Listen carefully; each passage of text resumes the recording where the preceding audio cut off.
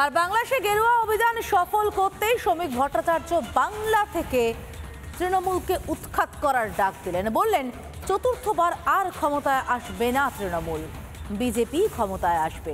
এবং একই সঙ্গে তিনি ওই মঞ্চ থেকে সাফ বার্তা দিলেন, মুসলিমদের প্রতি কোনো বিদ্বেষ নেই বিজেপির, বরঞ্চ মুসলিমদের হয়েও কাজ করবে এই বিজেপি।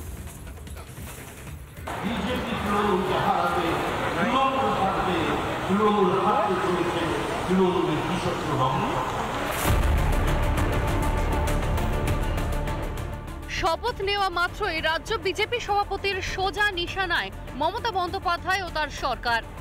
নতুন দায়িত্ব গ্রহণ করেই তৃণমূলকে উৎখাতের ডাক দিলেন শ্রমিক ভট্টাচার্য।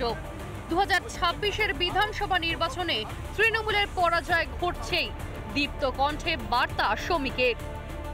বাংলার মানুষ মুক্তি চায়, বাংলার মানুষ পরিত্রাণ চায়, বাংলা বাঁচতে চায়, বাংলা দুর্নীতি বন্ধ করতে চায়। দুর্নীতি থেকে অত্যাচার, শিল্প থেকে চাকরি, রাজ্যের বিরুদ্ধে একের পর এক অগ্নিবাণ ছুড়ে দিয়েছেন শ্রমিক।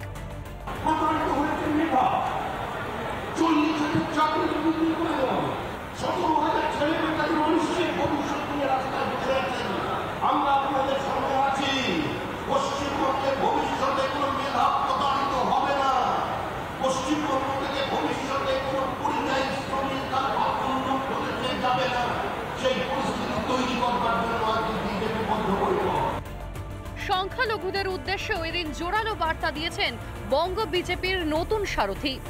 বিজেপির লড়াই কোনো মুসলমানের বিরুদ্ধে নয়। হ্যাঁ, আমরা লড়াই করছি আপনাদের বিরুদ্ধে, কারণ আপনাদের বাড়ির ছেলেরা যারা হাতে পাথর নিয়ে ঘুরছে, আমরা ওই পাথরটাকে কেড়ে নিয়ে ওখানে বই ধরিয়ে দিতে চাই। আমরা ওই তলোয়ার কেড়ে নিয়ে তাদের হাতে কলম ধরিয়ে দিতে চাই। আমরা চাই দুর্গাপুজোর বিসর্জনের মিছিল আর মহরমের মিছিল একই সঙ্গে একই রাস্তা দিয়ে একই সময় হেঁটে যাবে। কোনো সংঘর্ষ নেই, কোনো দাঙ্গা নেই, কোনো রাজনৈতিক সম্প্রীতির বিভাজন নেই। নতুন অধিনায়ক, নতুন শপথ, লক্ষ্য একটাই, 26-এ বাংলা গেরুয়াময়। রিপাবলিক বাংলা। সাউথ ক্যালকাটা ল কলেজের ছাত্র সংসদের জেনারেল সেক্রেটারি, যাকে আমরা সংক্ষেপে জিএস বলি, সে জিএস এর ভূমিকা এবার স্ক্যানারে। রূপসা সেদিনকে নির্যাতিতাকে বলেছিলেন তার একটু কাজ আছে, তিনি এক্ষুনি আসছেন বলে তারপর বেপাত্তা হয়ে যান। রিপাবলিকের প্রশ্নের মুখে সেই রূপসা কার্যত দিশাহারা। দেখুন, ওটা তো খেয়াল নেই, ওই দিন তো আরো অনেক প্রচুর স্টুডেন্ট ছিল। দেখুন, ও কি লিখেছে সেটা আমি দেখিনি, ওর কমপ্লেন লেটার। না, আমার ঠিক খেয়াল নেই, আসলে আমার দেরি হয়ে যাচ্ছিল, তাই জন্য আমি চলে এসেছি তাড়াহুড়ো করে। না ওইভাবে খেয়াল করি। কখনো বললেন মনে নেই, কখনো আবার খেয়াল নেই কিংবা জানি না। রিপাবলিক বাংলার প্রতিনিধির প্রশ্নের জবাবে এমনই উত্তর দিলেন সাউথ ক্যালকাটা ল কলেজের জিএস রূপসা নস্কর। 25শে জুন নির্যাতিতাকে কলেজের ইউনিয়ন রুমে বসিয়ে হঠাৎ করেই বেরিয়ে যায় রূপসা এবং সে তাকে জানিয়ে যায় যে তার একটা ছোট্ট কাজ আছে। রিপাবলিক বাংলার প্রতিনিধি যোগাযোগ করেন রূপসার সঙ্গে। আমাদের প্রতিনিধিকে কি বললেন ল কলেজের জিএস, শুনুন একবার।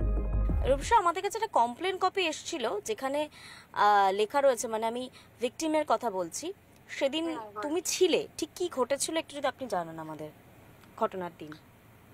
সেদিন তো আমি 12টা নাগাদ কলেজ গেছি, তারপরে আমি বাড়িও চলে এসেছি। বাড়ি বলতে আমার কাজ ছিল, কাজে চলে এসেছি। 12টা নাগাদ কলেজ গেছিলেন? হ্যাঁ। আপনি কি ভিকটিমের সঙ্গে 25 তারিখ ছিলেন? মানে কখন লাস্ট দেখেছিলেন ভিকটিমকে?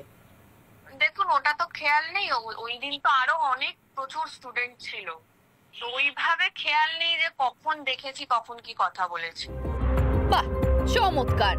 কলেজে লজ্জাজনক একটা ঘটনা, অথচ কি সুন্দর দায়সারা জবাব জিএস এর। ঘটনার দিন কি কাজ ছিল রূপসার, তার কি উত্তর দিলেন জিএস, শুনুন। দেখুন, ও কি লিখেছে সেটা আমি দেখিনি, ওর কমপ্লেন লেটার। তো আমি এটাই বলেছি যে আমার কাজ আছে, আমি আসছি, ফিরে আসবো সেটা বলিনি, আমি চলে যাচ্ছি সেটা বলেছি। কলেজের দাপুটে মনোজিৎকে কিভাবে চিনতেন? আমি চিনতাম কলেজের স্টাফ সেই হিসাবে। কলেজের জিএস এর উত্তর কি আদৌ বিশ্বাসযোগ্য? সত্যি কি সেদিন ছোট্ট কাজ ছিল রূপসার, নাকি পিছনে ছিল বড় কোনো প্ল্যান? খেয়াল নেই, জানি না, মনে নেই বলে কি পার পাবেন তিনি? পিঙ্কি অধিকারী, অর্ণব মজুমদারের রিপোর্ট, রিপাবলিক বাংলা। নানা ধরনের কন্টেন্ট দেখার জন্য লাইক করুন, শেয়ার করুন আমাদের ফেসবুক পেজ, সাবস্ক্রাইব করুন আমাদের ইউটিউব চ্যানেল। পাশাপাশি অন্যান্য ব্রেকিং নিউজের জন্য অবশ্যই চোখ রাখুন রিপাবলিক বাংলায়।